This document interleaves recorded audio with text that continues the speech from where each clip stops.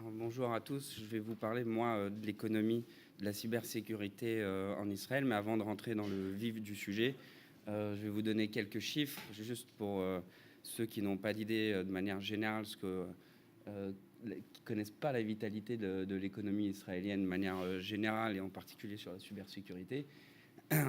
Israël connaît un taux de croissance de 2,5% l'année dernière, 3,5, 3 cette année. Enfin, c'est un taux assez élevé comparé à d'autres pays, et c'est comme ça depuis 13 ans, 13 années consécutives, avec une dette publique maîtrisée et un taux de chômage relativement bas par rapport à ce que peuvent connaître d'autres pays. L'économie israélienne repose en partie sur les exports, et c'est là où c'est intéressant sur les données de l'industrie de la cybersécurité, puisque un effort particulier est porté sur ce point-là. De manière générale, l'industrie des hautes technologies en Israël, vraiment dans son sens le plus large, ça concerne les logiciels, la télécommunication, l'aviation, enfin vraiment dans un sens très large, représente environ 40% du PIB israélien. Et parmi ces entreprises de haute technologie, 20% environ se consacrent à la cybersécurité, ce qui est un ratio assez élevé, là aussi comparé à d'autres pays. En termes de création d'entreprises, on parlait de grands groupes, mais aussi de petites sociétés et de start-up. On estime aujourd'hui environ 430 entreprises et start-up en Israël. C'est 2 fois plus quasiment qu'en 2006, c'est 20 fois plus qu'en 1996. Et sur ces entreprises-là, sur ces 20 dernières années, on estime qu'environ 50% existent encore. Donc il y a un système de destruction, j'allais dire, d'entreprises, mais de création d'entreprises aussi qui est très vif. Derrière cela, les exportations israéliennes, ce sont des chiffres qui viennent des Israéliens eux-mêmes. En 2013, étaient de 3 milliards de dollars. Ils ont doublé l'année suivante, en 2014, pour représenter environ 10% du marché mondial, plaçant Israël à la deuxième position derrière les États-Unis en termes d'exportation dans l'industrie de la cybersécurité. Mais par ailleurs, et c'est là qu'il y a aussi un point intéressant, c'est que Israël ne fait pas que exporter. Il y a aussi des investissements en Israël de groupes installés en Israël ou de groupes qui ne sont pas installés en Israël. Et cela aussi, ces chiffres-là aussi sont impressionnants. Ils ont doublé en 2 ans. On est passé en fait à 20% des investissements du secteur privé à l'échelle mondiale, donc en Israël, ce qui place également le pays à la deuxième position derrière les États-Unis. Alors, il y a énormément de facteurs explicatifs. Je ne vais pas rentrer dans le détail complet, mais l'un des points essentiels sur lesquels j'aimerais insister aujourd'hui, c'est le rôle prépondérant joué par l'État et par le gouvernement israélien. Le gouvernement israélien, en réalité, a véritablement 2 objectifs qu'il réaffirme constamment et régulièrement. Le premier, c'est d'impulser une dynamique favorable au développement de l'industrie de cybersécurité en Israël et ainsi assurer la sécurité du pays et de sa croissance économique. C'est un point essentiel, c'est-à-dire que les Israéliens répètent régulièrement qu'on est actuellement et qu'on vit actuellement une 3e révolution industrielle et que l'avenir économique du pays, mais aussi des autres pays, passe par la cybersécurité. Et le deuxième point, c'est de faire d'Israël un leader mondial dans le secteur du cyber de manière générale, et pas seulement de la cyberindustrie, mais ainsi, de l'industrie cyber, et ainsi contribuer à la sécurité du cyberespace. C'est là aussi un point véritablement important, c'est-à-dire que les Israéliens ont une conscience particulière du bénéfice aussi qu'ils peuvent tirer à l'échelle mondiale de cela, et j'entends pas seulement bénéfice financier, mais véritablement politique derrière. Mais je reviendrai sur ce point un peu après. Donc cette volonté générale, ces 2 axes particuliers qui animent les initiatives israéliennes, se traduisent par différentes initiatives. Et je vais rentrer dans le détail de certaines d'entre elles.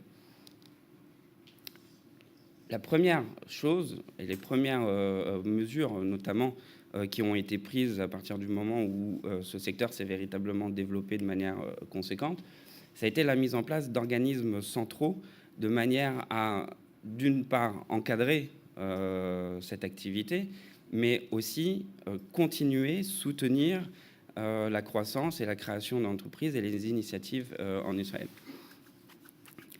En 2002, c'est la création de l'Agence gouvernementale pour la sécurité de l'information, la SGSI, qui dépend en fait directement du Shin Bet, les services de sécurité de renseignement intérieur israéliens, et qui ont eu la responsabilité, qui ont toujours la responsabilité de la sécurité des systèmes d'information, des infrastructures critiques du pays. C'est là un point intéressant parce qu'en réalité, dans la stratégie israélienne, les efforts qui ont été portés ont été essentiellement portés au départ sur les systèmes d'information militaires. Or, c'est créé un décalage assez rapidement avec les infrastructures civiles. Et aujourd'hui encore, les Israéliens cherchent à combler ce décalage, ce qui explique aussi en partie le boom et les efforts portés sur l'industrie de la cybersécurité en Israël. Mais l'une des initiatives les plus intéressantes est la création en 2011 de l'Israel National Cyber Bureau, l'INCB, qui dépend directement du bureau du Premier ministre et qui a véritablement un rôle de coordination de l'ensemble de l'effort national dans le champ du cyber. Le budget que j'ai indiqué est un budget en réalité qui n'est pas véritablement connu, ce sont des estimations, 25 millions de dollars par année. Mais le poids et le rôle, les différentes prérogatives qu'on a données à l'INCB étant particulièrement larges et importants, c'est fait ressentir le besoin très rapidement de laisser véritablement l'aspect technique de côté. Et quand je parle d'aspect technique, je parle en particulier de la gestion des attaques et l'analyse des coûts de ces attaques, la manière de pouvoir sécuriser les systèmes, etc. Et donc, a été décidé de créer une agence qui s'appelle le National Cyber Defense Authority. Alors, cette décision date de 2014. En début d'année 2016, un directeur a été nommé, mais on ne sait toujours pas exactement ce qu'il en est, pour une simple et bonne raison que la NCDA avait en charge la protection de l'ensemble du cyberespace civil israélien. Et quand je dis l'ensemble, c'est aussi les infrastructures critiques, ce qui a créé des tensions particulières avec le Shin Bet.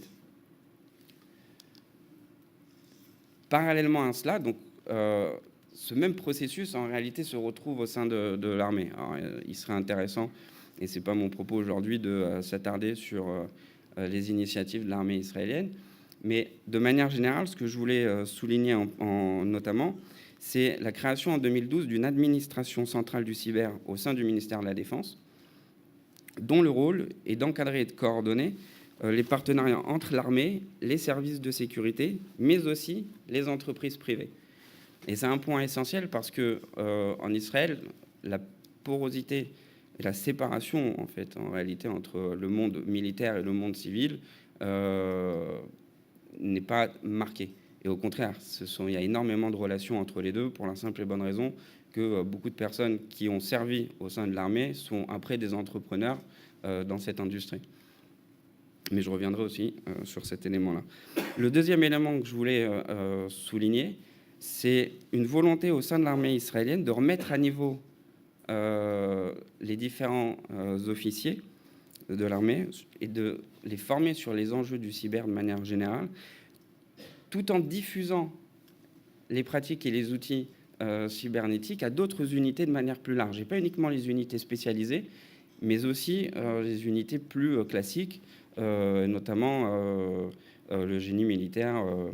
Sur la dernière guerre qui s'est déroulée entre Israël et la bande de Gaza en 2014, l'un des objectifs était la destruction de tunnels.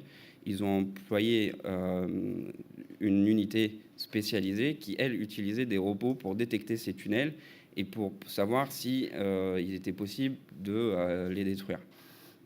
Donc il y a une véritable volonté de diffuser ce savoir-faire à toutes les unités de l'armée, pas uniquement celles qui en ont la spécialité.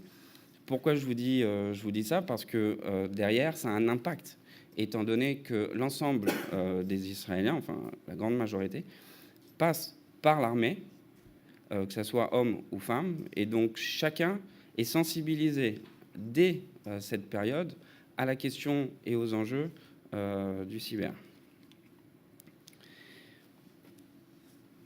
Alors, je reviens donc sur ce que je vous disais à l'instant. Si on regarde ce graphique, c'est un document qui a été créé par l'ambassade de République d'Inde en Israël. Un quart des entrepreneurs dans cette industrie de la cybersécurité, un quart viennent de l'armée israélienne. Ce ne sont pas uniquement des gens d'unités spécialisées ou des hauts gradés, mais ce sont aussi des officiers et des gens qui ont servi dans ces unités-là.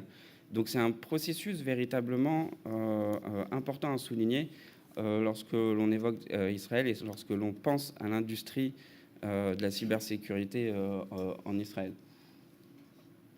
Je vous ferai remarquer que les hackers aussi, israéliens, entreprennent dans ce secteur.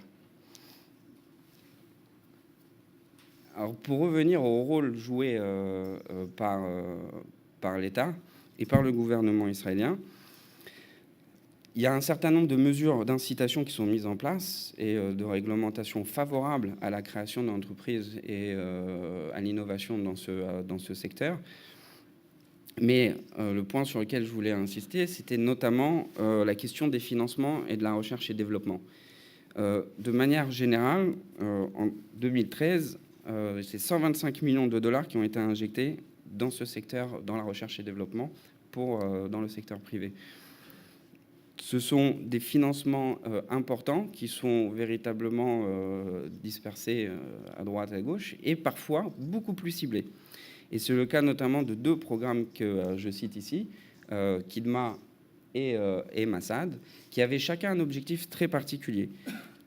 L'idée de KIDMA, c'était de faire progresser la recherche et développement, mais avec une vision réelle sur la question des besoins du marché local, donc israélien, mais aussi mondial.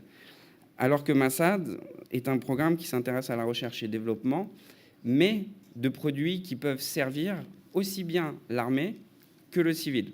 C'est ce que les Israéliens en fait appellent un programme dual, c'est-à-dire que l'utilité de l'outil, la finalité de l'outil qui sera créé, du produit créé, peut véritablement bénéficier à tous, et pas uniquement au service de l'armée. KIDMA est financé par l'INCB et par le ministère de l'économie, Massad par l'INCB aussi, et le ministère de la Défense. Et c'est un autre point qu'on peut ici souligner, c'est que l'ensemble des ministères sont mis à contribution. Je parle de l'économie et de la défense, il y a le ministère des Finances, le ministère de l'Éducation. Enfin, c'est véritablement tous les ministères qui, dans leur champ d'action, interviennent pour ce type d'initiative. Et l'autre point important, et c'est lié donc à ce que je disais sur l'économie israélienne au départ et sur l'importance des exportations dans l'économie israélienne, c'est les coopérations internationales. Donc ces coopérations concernent aussi bien Israël et d'autres États ou les entreprises israéliennes et d'autres entreprises étrangères. Donc garantir dans un premier temps donc, au marché israélien la cybersécurité des débouchés, mais aussi favoriser l'installation de compagnies étrangères en Israël. C'est également un point important. C'est pas seulement exporter, mais véritablement faire en sorte de faire venir un maximum de compétences en Israël et de fonds en Israël. Il y a un objectif politique dont je parlais tout à l'heure, particulier aussi à cette stratégie, c'est-à-dire que ces partenariats favorisent l'ouverture d'Israël sur le monde, mais ils permettent aussi de lutter contre l'isolement de la diplomatie israélienne. Et c'est là un point essentiel, et c'est particulier, notamment au Premier ministre Netanyahou, qui a une vision très claire que les échanges commerciaux favorisent les relations diplomatiques derrière. Et entre parenthèses, c'est un peu comme ça qu'il conçoit le processus de paix avec les Palestiniens, c'est-à-dire que pour lui, la première étape n'est pas la négociation, c'est la multiplication des échanges commerciaux et l'interdépendance des deux sociétés qui permettront derrière de résoudre le conflit. Mais ça fera peut-être un jour l'objet d'une autre conférence de ma part. Je vous ai mis ici en face un certain nombre d'exemples de partenariats cette année, hein, uniquement. Vous verrez que ces partenariats concernent aussi bien l'Amérique latine que l'Amérique du Nord, que l'Europe, que l'Asie, beaucoup en Asie. Israël est particulièrement tourné vers l'Asie sur ces questions, et notamment vers Singapour, et aussi l'Afrique. Donc ça illustre véritablement ce que je disais sur la nécessité de trouver aussi bien des débouchés, l'image d'Israël en termes de bénéfices via ces activités et le bénéfice politique. Juste pour information, cette croissance économique a posé très rapidement une certaine question liée à la nature même des produits vendus. C'est très rapidement posé en Israël la question de savoir est-ce que l'industrie de la cybersécurité peut tout vendre, ou est-ce qu'un certain nombre de produits ne doivent pas l'être. Et c'est un débat qui a été véritablement virulent, fort, qui n'est toujours pas clos. Mais cette année, le gouvernement israélien a décidé tout de même de prendre une décision et a décidé qu'en réalité, tout ce qui n'était pas interdit serait autorisé, tout simplement. Alors, j'insiste beaucoup sur le rôle et les initiatives du gouvernement israélien, mais il y a un autre point qui est intéressant, c'est bien entendu, ce ne sont pas les seuls acteurs. Et je cite ici en réalité 2 entreprises israéliennes qui jouent un rôle d'aide au développement, de soutien des startups, les aider à trouver des financements, les aider à bien cibler le marché, les aider tout simplement à se développer pour certaines. Et ces 2 entreprises, on retrouve Team 8, qui a été fondée par des anciens de l'unité, en hébreu elle s'appelle Shmoneh Matayim, ça veut dire 8-200 en réalité, mais bon. Et cette entreprise a récolté en 2015 23 millions de dollars pour financer ces projets. Donc c'est 23 millions de dollars qui sont réinjectés directement en Israël pour l'économie israélienne. Je parle aussi de JVP Labs, mais la particularité de JVP Labs, c'est qu'ils sont aussi sous licence du ministère de l'économie. Mais JVP Labs a accompagné des très grosses sociétés. Pour ceux qui connaissent un petit peu, je cite ici CyberArk et Maniafire, c'est véritablement des sociétés d'importance. Alors tout cela ne serait pas possible et les efforts israéliens ne seraient pas suffisants s'il n'y avait pas aussi l'aspect humain. Et l'aspect humain est essentiel, j'ai envie de dire. Le marché se développe tellement vite que les emplois, la demande d'emploi est véritablement forte et on trouve très peu de personnel. Enfin, on manque en Israël, il manque en Israël de personnel qualifié. Alors pourquoi ? Parce que ce marché se développe très vite. Ils ont insisté sur ce point-là dans plusieurs conférences auxquelles j'ai pu assister sur place. L'idée pour le gouvernement israélien, c'était non pas seulement d'investir sur la recherche universitaire, mais véritablement sur la formation des plus jeunes, notamment au collège et au lycée, avec un objectif aussi et un intérêt particulier, c'est qu'à 18 ans, tous ces jeunes intègrent l'armée et qu'ils puissent intégrer l'armée, pour ceux qui iront dans des unités spécialisées cyber, avec déjà des connaissances, et ils acquerront ensuite une pratique directement au sein de l'armée et par les formations de l'armée. Je vous cite en fait 2 programmes que je trouve particulièrement intéressants. C'est Makshimim, c'est un programme qui visait en particulier les jeunes de 16-18 ans et afin de leur permettre d'acquérir un certain nombre de bases en informatique et notamment tout ce qui touche à la programmation, à la sécurité des réseaux, au fonctionnement des réseaux, au langage informatique. C'est véritablement un programme assez large et assez approfondi. Mais l'un des programmes que j'ai trouvé particulièrement parlant, c'est Gvaim. Gvaim, c'est un programme sur une année qui visait en particulier à développer la connaissance, toujours pour des jeunes de 16, 17, 18 ans, développer des connaissances en cyberdéfense et en cybersécurité.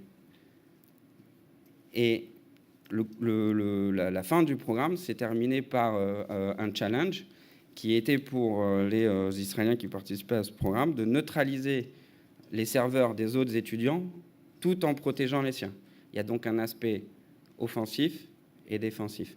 Encadré derrière par l'unité 8200, c'est pas anodin, c'est que derrière, probablement, ça leur servait aussi de recrutement, tout simplement, pour pouvoir trouver de bonnes ressources. Là-dessus, de manière générale, en Israël, alors j'aurais pu rajouter à cette liste l'Université hébraïque de Jérusalem, mais il y a un certain nombre d'universités qui interviennent et qui sont véritablement en pointe sur la question du cyber en Israël. C'est l'université de Tel Aviv, qui a cette spécificité d'être véritablement pluridisciplinaire, d'aborder les choses de manière véritablement pluridisciplinaire. Et ça se rapproche, si vous voulez, de l'idée qu'a le gouvernement israélien, puisque quand le gouvernement israélien finance des bourses d'études et de recherche, ce n'est pas uniquement sur les aspects techniques, ce n'est pas qu'en mathématiques ou en informatique, en programmation, etc., ou en ingénierie, etc. C'est aussi sur des sciences humaines comme la psychologie ou la géopolitique. Et en 2012, j'ai assisté à une conférence à l'université de Tel Aviv où j'ai rencontré un étudiant de l'université qui me disait que lui préparait une thèse en psychologie sur la psychologie des hackers. Le deuxième point essentiel universitaire, c'est le Technion de Haïfa, qui lui a une dimension beaucoup plus technique, qui travaille sur la question des logiciels, des softwares, etc. Et enfin, l'université Ben Gurion de Beersheva, qui travaille plus sur l'aspect de cybersécurité. Et c'est pas pour rien si le gouvernement israélien et le Premier ministre Netanyahou a décidé d'y installer sur place, sur le site de l'université, mais aussi tout autour, ce que eux appellent, les Israéliens appellent, le Cyberspark. Le Cyberspark, c'est une initiative massive qui représente, qui a été estimée, mais c'est très difficile de donner une réelle estimation, 9 milliards de dollars vraiment étalés sur plusieurs années. L'idée, c'est de réunir sur le même site, tout autour de l'université, des industriels israéliens et étrangers, des centres de recherche privés et publics, des institutions publiques, de nouvelles structures universitaires et de recherche, des laboratoires de recherche et de développement, et l'ensemble des unités de l'armée spécialisées dans le cyber. Donc c'est vraiment un programme massif avec une initiative, enfin une conviction simple, c'est que les efforts portés pour l'industrie du cyber, que ce soit la formation, la recherche, les investissements, ne suffisent pas si les hommes et les femmes qui travaillent dans tous ces secteurs ne se côtoient pas et n'échangent pas. Pour arriver à ce projet, le gouvernement israélien a pris un certain nombre de mesures, et notamment ce qu'ils appellent le tax break, c'est-à-dire en réalité déduire un certain nombre de taxes pour alléger le coût de l'emploi sur place. Et derrière, donc ça c'est pour les entreprises, mais derrière ils ont pris aussi des initiatives en termes d'installation pour faciliter l'installation des populations sur place. Et c'est là où on voit que l'investissement et l'économie de la cybersécurité en Israël impactent aussi, à travers ce type d'initiative, d'autres secteurs, puisque installer le Cyberspark à Beersheva, c'est pas anodin. Il y a l'université de Ben Gurion, mais c'est pas uniquement la raison. Il fallait aussi, pour les Israéliens, dynamiser le sud du pays, parce que l'installation du Cyberspark permet derrière des projets immobiliers, la création de centres commerciaux, l'installation de populations beaucoup plus jeunes et plus actives. Enfin bref, c'est redynamiser l'ensemble du pays. Voilà. Je vous remercie.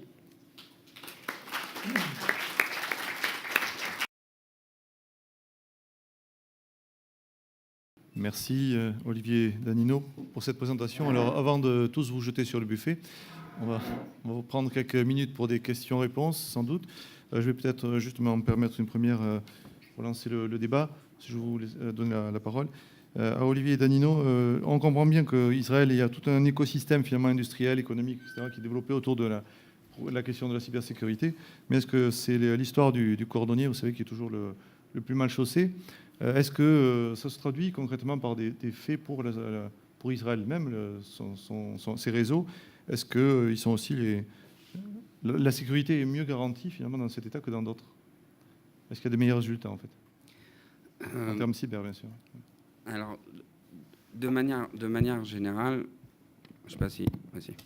de manière générale, effectivement, les produits qui sont créés et issus de cette industrie et des centres de recherche servent aussi en Israël. Et les startups qui émergent au fur et à mesure, j'en ai pas parlé, mais la question des fusions-acquisitions est véritablement très forte. J'avais, il y a quelques jours, en main un document qui résumait l'ensemble de l'activité économique là-dessus en Israël. C'est vraiment un gros pavé, indigeste et impossible à vous présenter aujourd'hui.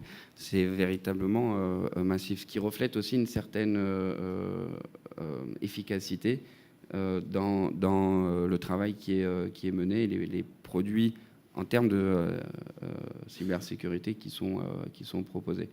Mais effectivement, il manque encore en Israël aussi un certain nombre d'éléments. Comme je disais, la priorité a été donnée à la défense, mais la dimension civile a énormément de retard. Et ce retard n'a toujours pas été comblé. Et l'une des questions qui se posent en termes de failles notamment, qui est donc le facteur humain, c'est toute la question de la formation sur l'hygiène informatique. En gros, ma question, c'est est-ce qu'ils subissent plus le coût des cyberattaques? Le poids est aussi important qu'ailleurs ou non? Alors en termes de coûts, je ne pourrais pas répondre honnêtement parce que les Israéliens fournissent des chiffres, d'abord des chiffres d'attaque qui sont vraiment impressionnants. Et derrière, ils chiffrent aussi ça de manière très lourde. Donc, est-ce que cela reflète la réalité ou pas? Moi, personnellement, je suis incapable de le dire.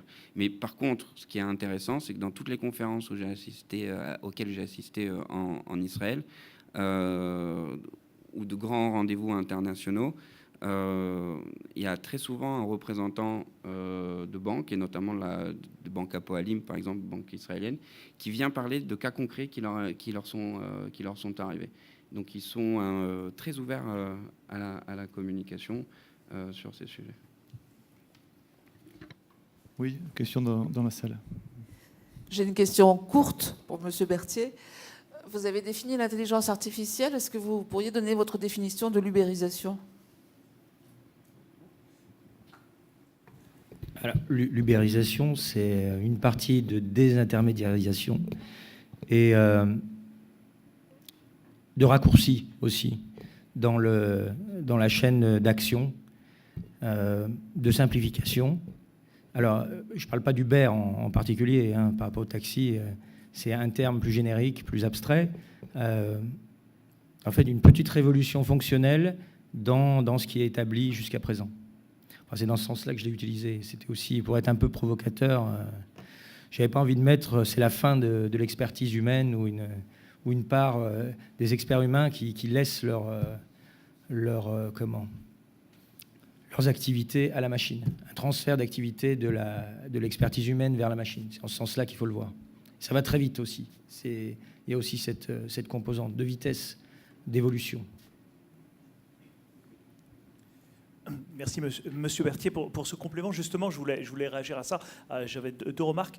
Vous avez parlé d'ubérisation, vous venez de l'expliquer. Vous avez dit aussi que c'était par précaution de langage. Je crois qu'en réalité, vous avez beaucoup plus parlé d'automatisation de la cybersécurité que d'ubérisation. Les deux concepts sont d'ailleurs applicables à la cybersécurité. Quand vous faites un programme de bug bounty, par lequel, via des plateformes, vous demandez aux hackers du monde entier de tester vos vulnérabilités, c'est de l'ubérisation. En l'occurrence, je crois que vous avez réellement parlé d'automatisation, c'est-à-dire d'application de l'intelligence artificielle à la cybersécurité. Je voulais avoir une approche un peu, une accroche aussi dans le titre. Voilà. Et d'ailleurs, votre exposé était tout à fait rafraîchissant, enthousiaste sur la cybersécurité. Quand vous avez été jusqu'à parler de disparition de l'expertise, bon, c'est peut-être une vision un peu naïve ou peut-être un peu provocatrice des choses. Dans la réalité, enfin, nous, on a des centaines de personnes qui travaillent là-dedans. En réalité, la partie dans laquelle une véritable expertise pourrait être remplacée par la machine, ça représente qu'une toute petite partie de l'activité. Quand vous travaillez sur la gouvernance, sur des audits, sur des process, sur du déploiement de systèmes et même sur la mise en place de systèmes de monitoring, tout ça ne demande pas... Enfin, l'intelligence artificielle ne va pas vous aider beaucoup. Elle peut quand même vous aider naturellement pour tout ce qui concerne le monitoring, la surveillance des systèmes. Et nous, on n'attend que ça, je dirais. On a besoin de l'apport de l'intelligence artificielle. En aucun cas, ça ne va supprimer nos experts. Ça va les aider, au contraire, à faire leur travail d'experts en traitant de grandes quantités de données. Donc on est tout à fait enthousiaste de voir arriver l'intelligence artificielle. Puis en conclusion, j'aurais juste une dernière petite remarque. Si vous voulez bien passer le message à vos stagiaires, docteurs, post-docteurs qui sont payés 1 780 €, dites-leur de venir chez nous, on leur paiera 2 fois plus, ils feront un tas de choses passionnantes. Mais c'est ce qu'on leur dit déjà. Hein, pas besoin forcément d'aller à l'étranger. Il faut qu'ils oublient l'université. Enfin, moi, c'est mon message. Hein. C'est un peu contre-productif pour ma maison, mais c'est quand même difficile, quoi. Oui, sur ce que vous venez de dire, mon discours, je l'ai placé un peu de la même façon que ce que dit Laurent Alexandre par rapport aux médecins. Dans toutes les conférences qu'il est en train de faire, il dit « ça y est, les médecins sont morts », etc.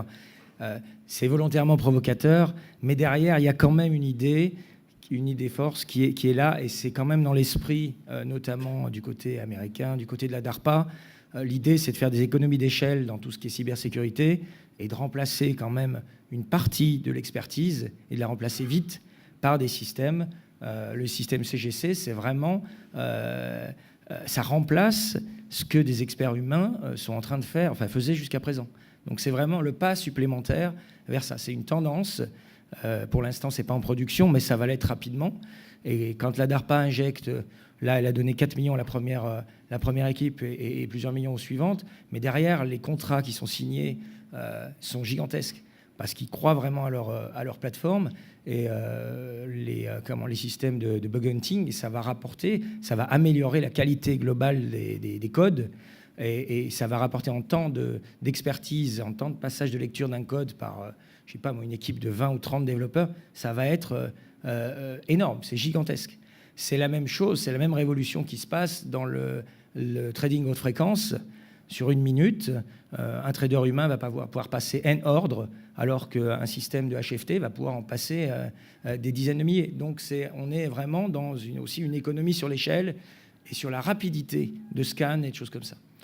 Alors quand j'ai dit que c'était la mort des experts en cybersécurité, c'était provocateur, comme quand Laurent Alexandre dit que les médecins vont mourir, mais la mort va mourir, mais les médecins vont mourir aussi. L'IA va tuer la médecine traditionnelle. C'est un peu le même esprit. Mais moi, je suis convaincu, effectivement, que on y arrive très rapidement et beaucoup plus rapidement. Il y a plein de signes. J'en ai mis 3 à la fin, mais il y en a d'autres. Le protocole cryptographique entre 2 IA sans intervention humaine derrière, c'est quand même quelque chose dans le monde de la crypto qui est important, quoi. Voilà. Oui, une autre question ? Oui, un peu en liaison avec la question précédente.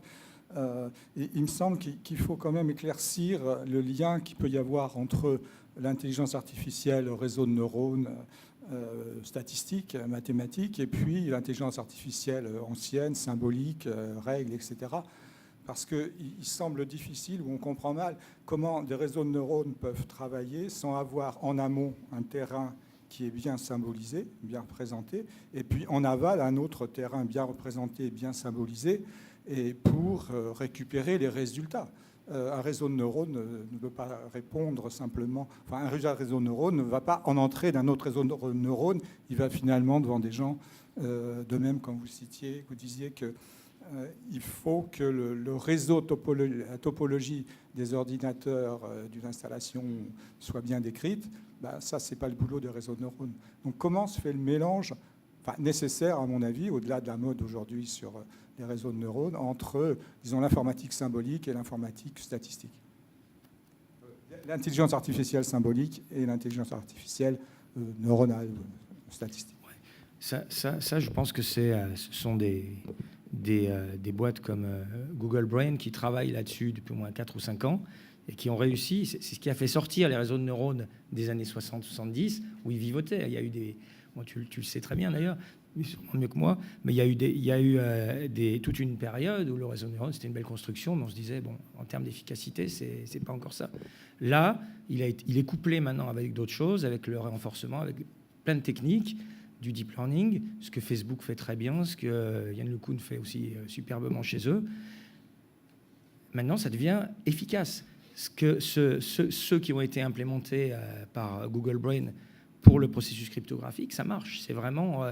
après, il faudrait regarder, essayer de créer une attaque humaine au milieu, mais l'échelle de temps et l'entraînement des réseaux fait que, comme pour le HFT, ça va être très difficile pour des équipes humaines de venir faire de la cryptanalyse dans une communication entre réseaux de neurones. C'est pour ça, d'ailleurs, qu'ils mettent beaucoup d'espoir là-dedans et qu'à mon avis, c'est un événement important, aussi bien en crypto qu'en intelligence artificielle. Et c'est encore Google qui fait le pas suivant, quoi. Bien. Une autre question dans la salle ici, puis ensuite une dernière juste après. Il y a monsieur là. Oui. Oui, merci. C'est une question relative à la souveraineté des pays en matière de cybersécurité. Bonjour Jean. On voit qu'il y a eu le bras de fer entre Apple et la CIA il y a quelques mois sur l'introduction de backdoor. Donc officiellement, Apple a résisté. Mais donc ma question, c'est pour les deux intervenants, c'est est-ce qu'un pays peut faire confiance aux outils de cybersécurité d'un autre pays et être sûr qu'il n'y a pas de backdoor là-dedans? Mon intuition, c'est que la réponse est probablement non, mais je ne suis pas un expert. Écoutez, je vais vous raconter une anecdote très rapide. Les Israéliens ont vendu aux Turcs un certain nombre de drones. Et un problème a été détecté sur un de ces drones qui a été renvoyé en Israël. Sauf qu'au exact même moment, il y a eu toute l'affaire de la flottille et les relations diplomatiques se sont détériorées. Et les Israéliens, au lieu de rendre ce qui devait être, ils s'étaient engagés à faire très rapidement le drone aux Turcs, ont mis 2 fois plus de temps. Donc, est-ce que derrière, il y a eu autre chose ? J'en ai aucune idée, mais cette anecdote m'avait beaucoup fait sourire parce qu'effectivement, l'un des enjeux, c'est la question de la confiance. Et la possibilité en termes de commerce, hein, j'entends, c'est aussi l'une des raisons pour lesquelles le débat en Israël est très vif sur la question de ce qui peut être exporté et ce qui ne doit pas être exporté. Il y a véritablement, je pense ici, un enjeu et une attention particulière. Ce n'est pas une ouverture totale.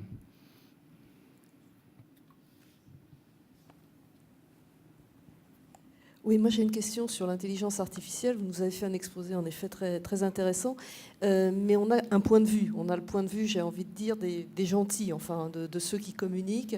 Je pense que la DARPA a des investissements considérables, parce qu'on voit déjà rien que pour Israël, on parle de 9 milliards sur un des programmes. Donc je suppose que ce sont des programmes qui sont très très coûteux. On peut supposer que Google aussi investit énormément. Je ne sais pas si les chiffres sont publiés. Moi je voudrais savoir ce qu'il en est de l'autre côté, c'est-à-dire du côté... alors est-ce qu'on doit dire des méchants, mais bon, le monde est pas aussi bipolaire. Est-ce que ces programmes d'intelligence artificielle, qui sont très complexes, qui sont très coûteux, est-ce qu'on a une idée de ce qui se fait du côté du dark? Alors, l'an dernier, j'ai fait une étude pour le ministère de la Défense sur les attaques, les cyberattaques. C'est pour répondre à votre question sur les cyberattaques qui ont eu lieu après les attentats, donc la campagne d'attaque qui a visé la France, où c'était des attaques de très très bas niveau. En fait, juste après l'attentat de Charlie Hebdo, on a eu pendant 10-12 jours une vague de cyberattaques sur des petits sites qui n'étaient pas protégés. Il y a eu des dizaines de milliers de sites qui ont été hackés. Et donc les techniques, c'était vraiment le degré zéro de la cyberattaque. Tout le monde y passait, le site de Madame Michu, du camping, etc. Donc là, on était dans le degré le plus bas de la cyberattaque. Ce qu'il faut bien comprendre aussi, c'est qu'aujourd'hui, le spectre des attaques, ça va de cette campagne OP France qu'on a eue en janvier jusqu'à l'autre côté.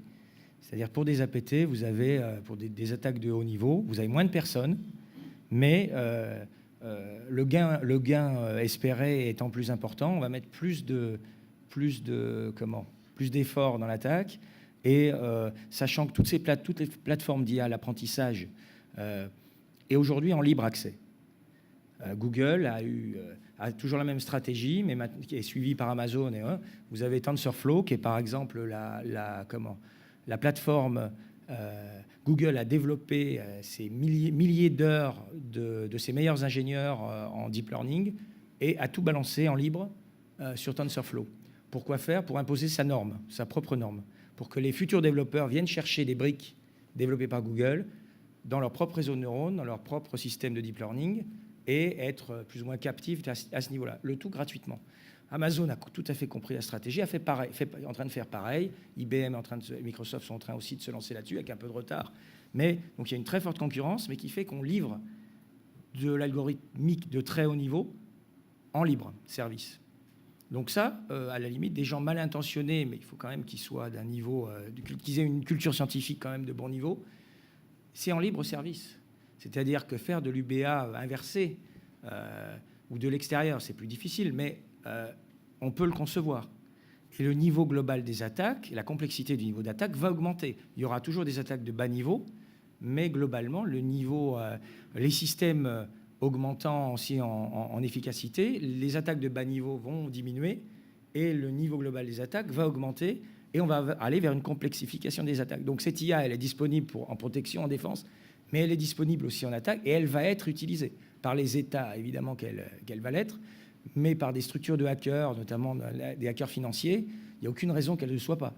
Il serait stupide de ne pas le faire et en général, ils n'ont pas de longueur de retard là-dessus et ils utilisent ce qui est utilisable. Donc moi, je ne me fais aucune illusion là-dessus. Toutes les technos, à l'heure actuelle, elles sont utilisées et elles vont l'être. Après, tout dépend de l'objectif quand vous êtes un groupe de hackers que vous fixez. Si un objectif dans l'échelle minimale me permet d'obtenir mon gain, je ne vais pas aller chercher quelque chose de supérieur. Mais je sais qu'il existe des méthodes d'attaque plus importantes et là, j'irai les chercher s'il le faut. Parce qu'elles sont à ma disposition. Bien, nous allons remercier les intervenants et je vous donne